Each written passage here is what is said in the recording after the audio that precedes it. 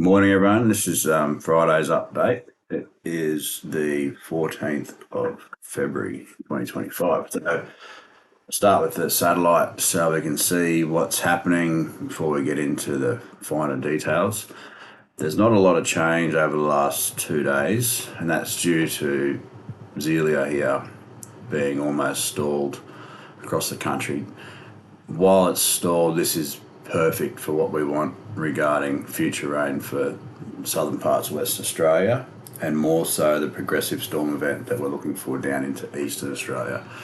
As I said in past updates, the timing of this tropical system moving into the south and interacting with the upper trough was critical. And we're now seeing that this latest model run that I'll show next shows the progression and a storm outbreak beginning through possibly even eastern South Australia. So it's looking quite promising. We're limited with what we can do with computer models, but when we get into that range that we're now moving into, we're getting the key confirmations. You can see the cloud streaming in through the interior of this system has generated some patchy showers and storms through the southeast here. There's not much in them. There's probably some locally decent falls, but looking at the radar, there's not a lot of moisture in there, and a lot of that moisture is breaking down as it moves through the interior. And that's the problem. It's so dry here that it's just stripping the moisture out of the air, unfortunately. We are seeing the monsoon break down across the north, and those last of the tropical lows, that this was partly what was affecting Queensland, is moving right over New Caledonia, which is what we wanted to see as well. So from a satellite perspective, everything's pretty much spot on with what we want to see for this future rain signal. If we look at, this is one of the maps you would have seen in previous updates. This was the last long range map I did for February. It was in the 22nd of January. So it's got this hot spot here, which looks like pretty much where this cyclone will cross. And it says of major interest is the western feature with landfall hotspot about the Pilbara Coast, Port Hedland to Onslow, leading into week 4. So the point of this is leading into week 4 means that if we're only at the 14th now, we could still see this system stall another day or two. So just don't be surprised if it does. But longer term, it's favourable for rain in the eastern states. So the longer it can hang off the coast like it is, it's just not quite the trigger hasn't quite been pulled yet on my system, as far as, without explaining too much, to allow it to come on shore. But it's right where we want it to be. Obviously, it took this track. It didn't take this track, and we can compare that with other forecast maps where I had both of them coming down through the Kimberley, but generally the same track and same crossing location anyway. Look, these aren't quite specific. However, this one was more specific in its location with that Pilbara to Onslow area with that hotspot there. And we also said that the western feature is likely to be the dominant feature longer term, which affects the northwest west into week 4. So that's what we're seeing. This is the rain event in North Queensland, and this is the resultant low pressure systems that moved out towards New Caledonia. That's there, and that's Vanuatu there. So long range is looking pretty good. Well, I'm happy with it at least. So we can move into the current satellite, and again, there is some storms moving across the territory there, but they will be only hanging around as long as this feature remains a feature. Don't get too excited, top enders. I know the models are showing some more tropical lows coming up in the Gulf and that. I wouldn't be holding your breath. I think this is it. Once this comes on shore, this monsoon disappears. But if we zoom in on the satellite for the Pilbara there, the current track map brings Zelia onshore as a category 5, just south of Port Hedland, which is within our zone. So we had Port Hedland to Onslow. So that's quite favourable for my research and development, at least. Getting a category 5 to cross where you want it to cross within the dates generally that you want it to cross months ahead of any computer model is quite an achievement. We're slowly refining this product, and it should be automated in the near term, which will be great for you guys, that you'll be able to use it for yourself. So back to the satellite. The track is staying through the western interior of Western Australia, so good rain signals for the Gascoyne, and this will track down into the wheat belt. There were a few models that brought this right down along the coast, which I was sceptical of, and that seems to be remaining the case, that we'll see it move through the interior here. And unless you're on this path, especially if you're on the western side of this path, don't expect any rainfall. There just might be the stray storm that spits out on the outflows, but most of the rain will be on the western side, the western and southern side of this low. And then it sort of washes out into nothingness down through the southern parts here, and that's when the upper trough just steers it through as a surface-based feature. And it's not until it gets into, east and South Australia, more so Victoria and southern parts of New South Wales, that we'll see this big storm band explode up through the eastern parts. So similar to what you're seeing now, but it'll be on a much larger scale, because there'll be a lot of added ingredients on top of what you're seeing now for this area. So this is your next really positive signal for the Victorian people, particularly. I know you've had a terrible run. This is your next best signal before March.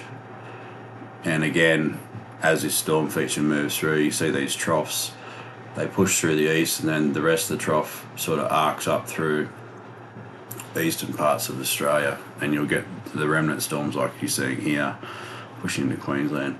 So there'll be storms right up and down the coast, but the focus should be down through the southeast, and that'll be similar to that upper low we saw, I think it was last week. Good storms through eastern parts there. So that's the satellite, that's what's happening, and that's the progression. So the focus will be the exact path of this. General storms up here. The future main event is the breakdown of this system as it traverses across into the southeast. So we'll look at some rainfall next, and some wind and things, just to get a clearer picture on some specifics. Surface level winds.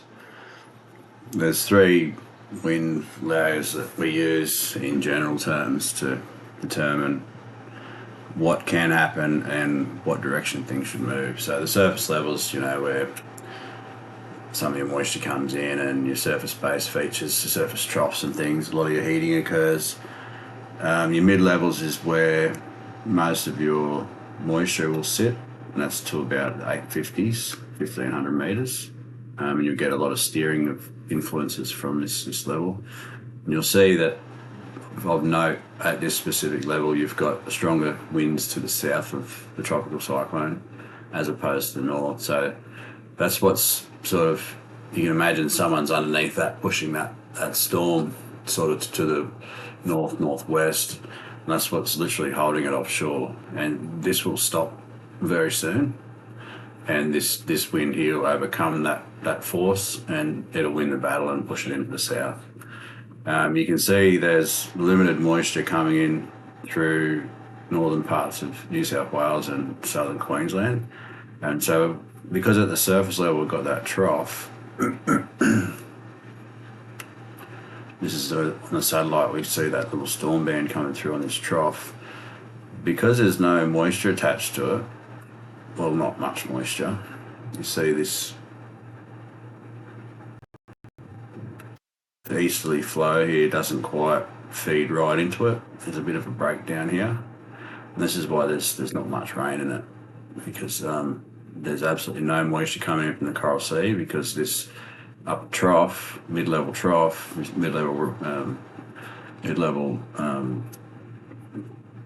feature here, mid-level low, it's pulling that cyclone out towards New Caledonia, and it's effectively stopping any moisture coming in through Queensland, which would traditionally feed these storms into the south here. So this is effectively what's pulling the system out to New Caledonia with this flow to the northwest, and it's almost the opposite effect of what's happening here. So we've got a stronger force to the northwest pushing the system to the southeast, and then it's the same here. We've got a stronger force to the southwest, to the southeast than what's counteracted from the northwest. So you can sort of see it's just a game of tug of war within the wind fields, and with cyclones, depending on how strong they are, depends on how high up into the atmosphere that they reach. So you can actually go another layer higher, usually to the 500s. This is where your upper troughs and things occur. This is what steers thunderstorms. Because this is effectively a giant thunderstorm, collection of thunderstorms, its steering will be mostly dominated in this level. Again, there's a net steering effect to the southeast, but it's not until this mid-level block that's sitting there sort of breaks down that we'll see the net effect take over and push it into the interior here. But you can see all the steering here is pushing all the moisture away from Queensland, and that's because of that low pressure system in the Coral Sea.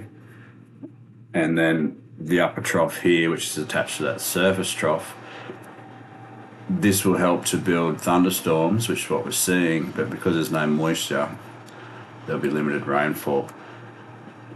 This will enhance, especially through here. We might see some hail. See that the winds are spreading apart, so it works on the same principle as a refrigerator or a car air conditioner. You've got an area of high pressure air moving through a medium, and then it goes through a rapid phase of expansion, and as the air expands and rises, it cools, and that's what happens through a refrigerant system. You got a high pressure and a low pressure pipe. As it goes from high pressure to low pressure, you get your cold gas. So that's what happens in the atmosphere, and as the moisture rises, then it expands where these winds spread apart. That's where you get the rapid cooling, and that's where you get your thunderstorms and instability, and that leads to hail. So there might be some patchy hail through here today, through eastern parts of New South Wales, into the Hunter. I don't think it'll be big hail, just because there's not enough moisture to create big hail. So maybe a lot of small, frequent hail within storms, nothing too severe, but something that might make the ground look like snow, so to speak, like we saw last week. And that pushes offshore, and then we see this tropical system's onshore by tomorrow. So if we'll go back to sort of the mid-levels, look at some moisture around here. So this will be where the tropical system, so this is what we're watching. The track of this is going to determine all the rainfall for Western Australia and for the eastern parts. We're not really going to focus on the north because we're going into a monsoon break. So by the 18th, we've got this feature down here, pretty much washed out, but it's through like the wheat belt region. And then if we go to the upper levels, we want the upper trough to form. Here comes the upper trough that's in that forecast map. So if we go to the forecast map, that's this. So see, we've got the low comes down through here, and then this upper trough moves in. And this is the trigger for the storms for the 19th to the 22nd. So we can see we're a day or two early. We've got that ex-tropical cyclone there, and we've got the upper trough there. So once we go to the 19th, we see that upper trough makes the coast right on that date. So this is what's going to direct all that moisture to the east. And while a lot of the moisture will be lost through South Australia, it's the function of the surface level feature with this upper trough as it then interacts with all the moisture that will be here ahead of it that will generate the rainfall. So this is perfectly aligned now with what we want to see. So we've got the upper trough near the 19th, and then we've got the surface trough. This is the ex-cyclone. It's all washed out here. You can see there's just all these kinks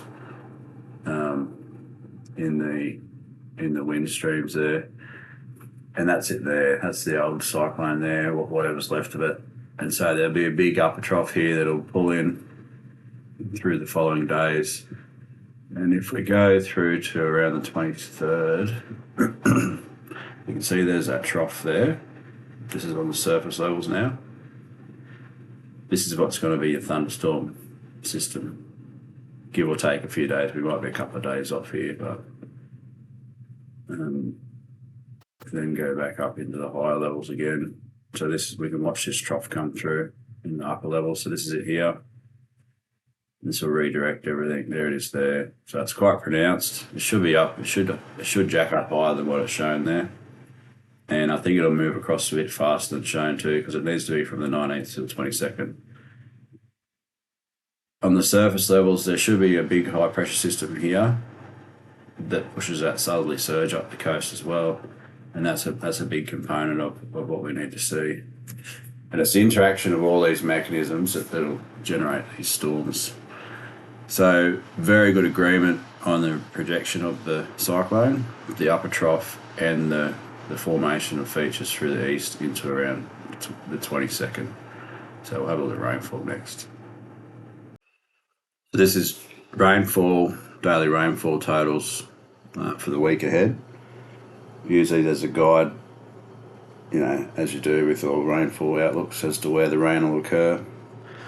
The focus again will be the northwest, parts of the territory, and some storms the next few days through eastern Australia. So a lot of these storms haven't changed. It just looks like they're going to thicken up a little bit over the next few days, and that'll be just due to this weather cycle we're in with this cyclone that's going to help enhance some of these events in the east.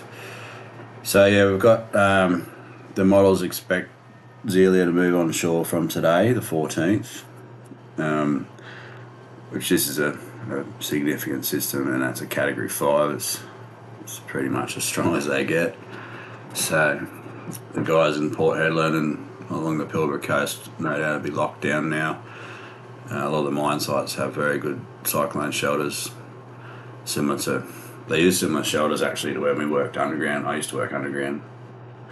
The rescue chambers, and they just bolt them to the ground, and they're fully equipped to live for several days uninterrupted inside them. They're quite the machine. Anyway, so yeah, this cyclone will move on shore. There'll be some extreme rainfall associated with this, and I know that for a fact due to how wet this monsoon phase was. This area is going to see some major flooding, and the ground's that dry over there. There'll be a lot of runoff due to how dry the soil is before it starts really absorbing. And if you know the Pilbara, it's almost dead flat. So the rivers as they spread out to the coast, they just become absolutely extremely wide and cover very large land masses. So there'll be some extreme flooding events. There'll be some great imagery coming from over there, apart from the cyclone destruction itself, just of the rainfall and the floodplains and things like that. The deltas as they come out of the desert there, out towards the coast. So good rain moving into the interior of Western Australia there. This area's been quite dry as well for a very long time. So this is great. Apart from the wind, this is a great event in terms of the life it's going to bring back to the ground, and that's good to see. There's not much out here except for mine sites, to be honest, and there's the mining communities. Again, they're well prepared for these sorts of events. They call it Cyclone Alley there for a reason. Tomorrow, Saturday, the system moves inland. It'll break down quite quickly. We should see Category 1, into the southern Pilbara though. So Category 1's not so bad compared to Category 5 though. Good rainfall extends into the Gascoyne, the northeast Gascoyne. Again, very, very dry there. So those guys will be praising the heavens above on this one, especially once this system breaks down into a rain depression. Storms in the east, there should be a good cluster of severe storms through the coalfields and central Queensland, as well as northeast New South Wales into southeast Queensland. The only limiting factor will be if there's cloud in the mornings. So you want to wake up with no cloud, or at least have no cloud into midday, mid-afternoon, and that's when these storms will really explode. If you get cloud cover into the late morning, it pretty much turns off storms. It doesn't allow the ground to heat properly and stops all the lifting mechanisms and whatnot. But yeah, good rain in the east, 20 to 50 mils. There'll be up in here, there'll be falls to 100 mils easy. The only problem is with a lot of this moisture being directed offshore, storms might be more isolated than what's shown here. At least the storms with good rain in them, and the same with this area here. You can see there's a lot of the moisture's getting directed in offshore already from Saturday. So again, there might be some good hailers in here because you've got the high pressure system pushing up dry air to the south. So be some good hail in here. So be aware of where you park your cars. Moving into the weekend if you're going out, especially mid-afternoon. So yeah, Sunday we're looking at the progression of this system into Western Australia. So see, now we're into the southern Gascoyne. The bottom of the low is here, and traditionally this area here would see your best rain. This is where the moisture comes in from. So to see rain on the eastern side, the western side, is actually positive the further south we go, because it means that more rainfall can fall in areas like Perth and Bunbury. Although the focus will still be the wheat belt, I think they're in for the best position with this specific system, which is good to see. But there's 20 to 100 mils easy in this. Embedded storms where these little convergence zones are, so where these isobars squeeze and where all the different ranges of the atmosphere meet and create convergence zones, there'll be some locally higher falls of 100 to 200 mils, especially in through parts of the Pilbara there, because we're going to have this moisture streaming in from the northwest there. Monday, this begins to wash out into this trough, and you can see this dotted line here. This is the upper trough we've been waiting for to capture this, to bring it all back through to the east. So you can see the monsoon. The monsoon's nearly non-existent now. There'll be some low pressure systems that spin up here in the next week. So it's good to see this moisture band still sitting here, because this is going to be a spawning ground into March. Nothing of interest short term, but something to watch. The monsoon to the top end is pretty much an arrow fuel going back across into the equator there, so the top enders can, apart from the odd storm, can see a lot of their weather dry up. Although they get good storms coming in from the southeast, so they'll get some good coastal storms, but the monsoon itself's done and dusted for the north there. Good rain for the goldfields, the western interior, right down into the wheat belt, and starting to push down towards the coast. So this is perfect, exactly what we want to see. Rain will be quite widespread, as in patchy showers, but the embedded storms where the heavier falls will come in bands, and that's typical of when you get these low pressure systems. They won't be constant, but when they come through, they'll be quite good. Which each band can bring 10 to 50 mils, and you might get a couple a day if you're lucky, depending on the activity. So then the 18th, this is Tuesday, see the upper trough still sitting offshore, so we probably won't see the trigger till the 19th, and that's physically because you need these energy systems to actually be active, and that's why these storms will move towards the coast, and then they'll divert, or they'll come to the coast and they'll move on shore, because there has to be a physical mechanism that allows things to occur. The weather doesn't just happen, and despite meteorology and all its technology, there's a large component missing, and this is why I can develop what I've developed, because there's a reason things happen. There's always a deeper layer to any problem, no matter how well solved it is. And so we'll see from the 19th that the next progression will occur from then, and from the 19th to the 22nd.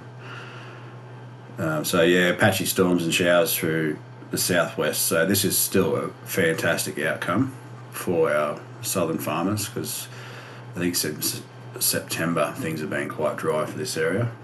And we did say that, actually. We said that the storms would end for the followers from that region, that the last storms would be around August, September of 2024. So this is very important rainfall to carry them through to their winter break, which probably won't come back now until late May. providing the March rains come through. So make the most of what you got here, because it could be the last till, like I said, May the 19th. So this is when we expect the next phase to trigger. See this upper trough here, and we want to see this moisture will break down through South Australia, and we do expect that, but we want to see what happens over here in the days ahead. Again, storms are pushing right up into the northern tropical coasts here, so that shows that completely clear the monsoon. We're moving in the monsoon break period, and there's not much going on the east coast. The next thing for the east coast will be these storms and this southerly surge that comes up from the southeast. So we might not see much now for a couple of days as this develops, but we'll see this is starting to form here, and this is what's going to push across the south. So we've got a bit of a low pressure system, and that'll be more of a trough feature to do with that upper trough. Again, not much to look at. Expect this to upgrade as the days go on, now that the models are starting to sense something's building. So we can see a little bit of moisture and instability through here. No rainfall on this. Again, it's just an indicator of what's to come. You can see the remnant of Zelia here.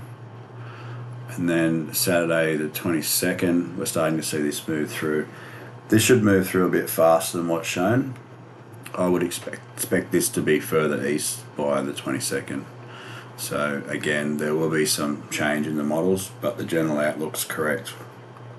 If we move further on to Sunday, this is the end of the model run, but see how now we've got the storms moving into the eastern states. So this is what we were expecting, but maybe a few days prior to this. So from the 19th, instead of the stalling effect that we've just seen, we should see this move straight across, if that makes sense. So everything's there, it's just the timeline to me still seems off a little bit. And then if we go to that last map, you see I've got storms. I know I've been saying through the east here, but I've drawn through southeast Australia, southern Australia there, which does support that model there of storms coming in through here. So this is great news too. It does fit the map. We know from experience over this season though that the best rains will be through the eastern parts of Victoria, eastern parts of New South Wales. So to see this building here is very, very encouraging. So you guys in the Wimmera and Mallee, this is your next best opportunity. Same with the southwest of Victoria, southeast South Australia, Adelaide, Murraylands, possibly the Riverlands and the York and Eyre Peninsula might see a stray storm. I wouldn't be so confident here, more so down here. This would be more positive area to be focusing on rainfall, and then anywhere east of that. Again, this part of northwest New South Wales, southwest Queensland, they will probably miss out on everything. But this is really good, really encouraging. So if we go to total rainfall now, and we can get a comparison of what's going to happen. So we expect flooding through much of the Pilbara, probably through the interior of the Gascoyne. We'll see some good flooding as well, which would be fantastic for those people. Monsoon's well and truly moved offshore. You can see this is just almost standard rain for this time of year in the Northern Territory. It's probably even well below average, to be honest. Patchy storms through the east here. These are accumulated falls, so there's not a lot of rain there. Really, there's 20 to 50 mils over 10 days, so you might get one or two storms in that, or a series of really weak storm rainfall events. But it's this progression of rain here is the key. So as this comes down, it's going to push all that moisture in through the east here, and it'll follow a similar pattern. So you'll get the rain will build here, and it'll get thicker through here, and then the best rain will be up through the eastern parts of the country. So expect this to get darker, but the focus will be up through the east here. And that's the outlook. And then if we compare that to different models, just for a general agreement, there's not much agreement really. But it is showing rainfall through southeast South Australia, which is key. We're seeing rainfall through the wheat belt, which is key, and thicker rain signals through the east, which is key. I wouldn't be paying attention to any of this outside of the Wide Bay burnout and the coalfields. This rain up here is quite probable because that's where the monsoon will sit, and just due to the time of the year it is. And the Northern Territory North Coast is probably right. The Kimberley is probably right, just due to that cyclone pulling that monsoon will flow through. And then the UKMO doesn't quite go as far, it goes to the 20th, but we can see great rainfall through Western Australia. So in the next few days it should start picking up rainfall through here as well. So this is perfect to see. Take this with high confidence. Take rainfall signals in the days ahead of this into the 22nd onwards with high confidence as well. And this is all just patchy storms. So this is really good to see. We can go further with the GFS because the GFS has a 14-day window. You use this as a guide, don't use this as gospel. So we'll go to the 22nd. See how this feature here progresses eastwards. Again, I think this timeline's out. Again, we've got the storms through East and South Australia. Fantastic news. I've got some farmers down here. I've got a few farmers down here actually on the York Peninsula, Eyre Peninsula, through to Adelaide Hills, up through Balaclava there. I've got some farmers through southeast South Australia and a lot through the Mallee and Wimmera. So this is really good signal for you guys. This is Monday. We can see these storms moving through. This should build this signal, but I still think this timeline's out. It should have already happened by now, as far as I'm concerned. But notice from after the 22nd, the rain dries out. So what we're seeing is right. It's just the timeline's off a bit. We can go to the GFS accumulated precip. It's not real reliable at this stage. It doesn't. I wouldn't be too supportive of that image anyway. So that's your rainfall. ECMWF is pretty much spot on. The timing of the rain through here might be out by a couple of days. Otherwise, this is the one to follow.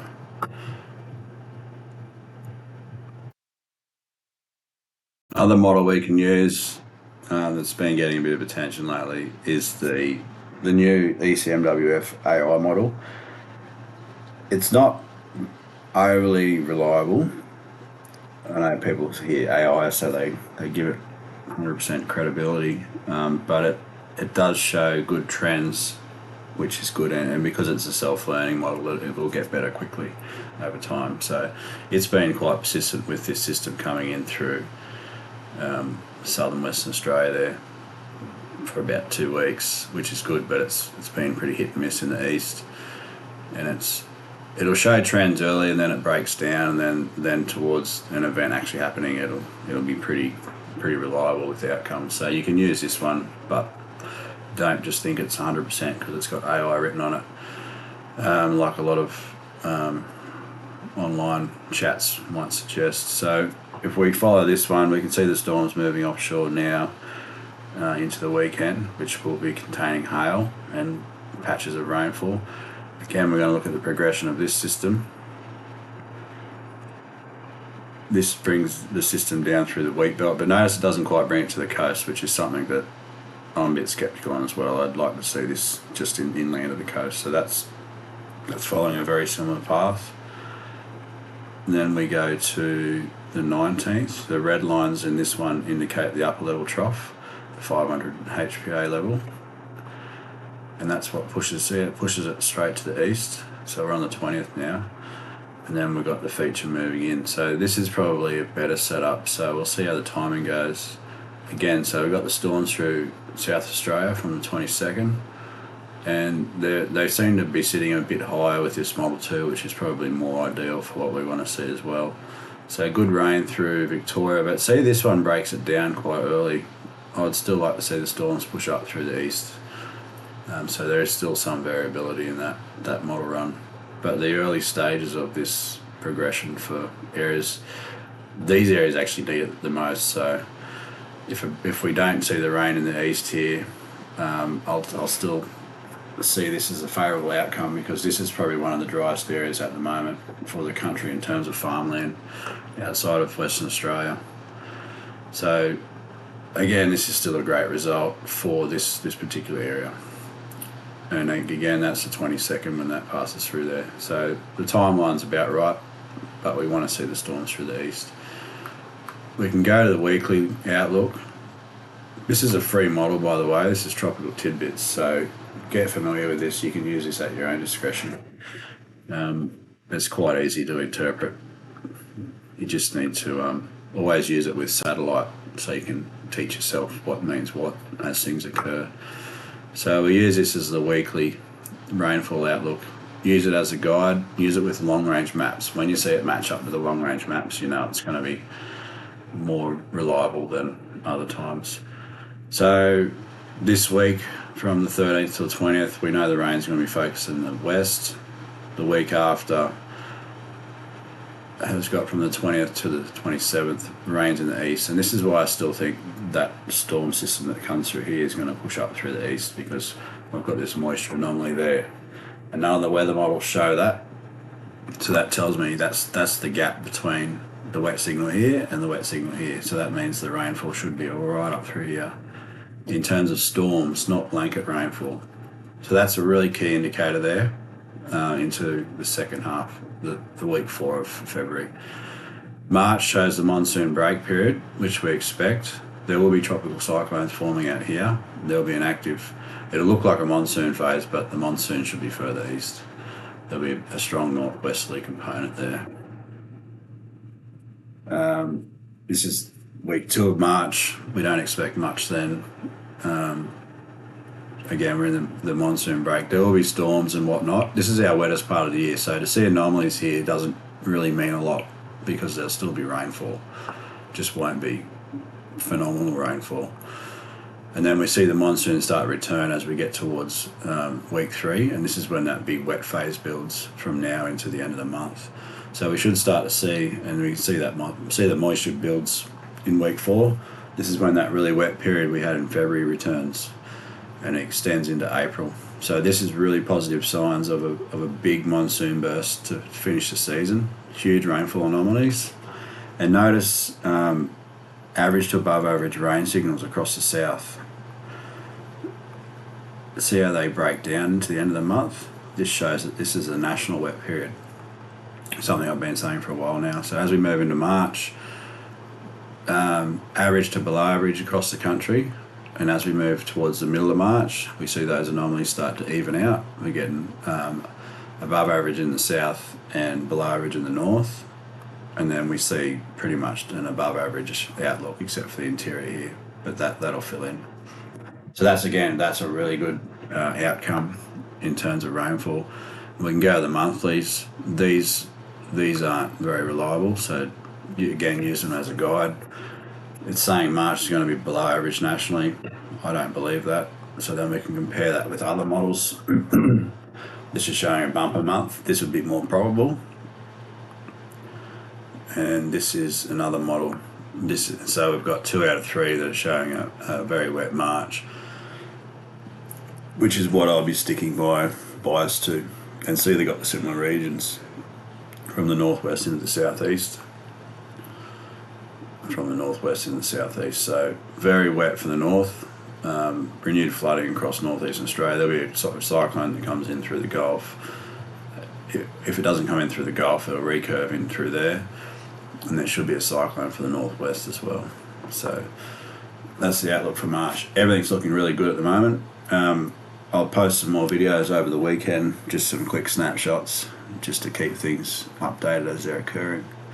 Have a good weekend.